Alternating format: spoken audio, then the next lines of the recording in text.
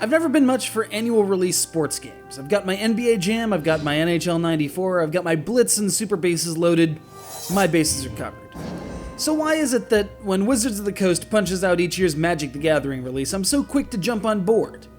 A few things. First, much like with the Yu-Gi-Oh! Release I had discussed last year, I'd much rather spend $10 on the equivalent of 10 full decks than try to piece them together myself, mythic rare by mythic rare. Second, football players, for the most part, all work the same, while this year's decks may play wildly different than last year's. Finally, Magic's a rather rules-heavy game, and the easiest way for grognards like me, who remember interrupts, mana source as a spell type, and anti-cards, is to play a digital simulation hard-coded with all the latest errata and whatnot.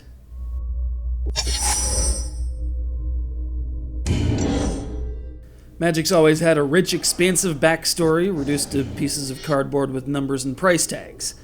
So you can either see this game as the tale of a Planeswalker rising to power by striking down adversary after adversary before gunning for the Elder Dragon legend Nicol Bolas, or that you're flopping down cards on a weird glowing table in order to unlock more cards. In any event, you can choose from 10 decks of 60 cards and 30 unlockable cards each, with a card unlocked after each victory. So, minimum 300 wins to obtain everything.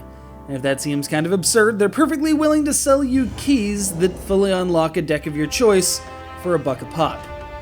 They'll even throw in the first one for free if you already bought Magic 2012. How kind.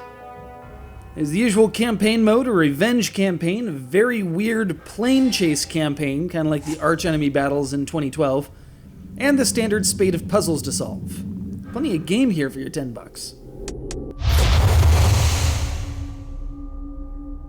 One of the advantages of playing this version of Magic over the actual cardboard version is basic logistics. You can't run out of counters or tokens, you can't forget to cast a rebounded spell, and all of the strange effects and costs in the unfamiliar but entertaining plane chase mode are kept in order for you. Primary issues now are some frame rate stalls, and some general difficulties with the UI itself with regards to timing and moving your cursor-looking thing. If you played earlier versions of the game, you know of the weird AI quirks, and the automatically tapping lands sometimes ended up screwing you over in particularly tight circumstances.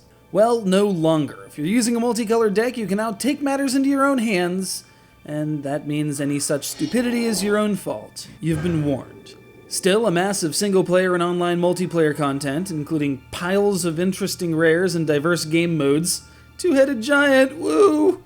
All for less than the cost of a starter deck? It's not rocket science, despite what those CMU folks might tell you.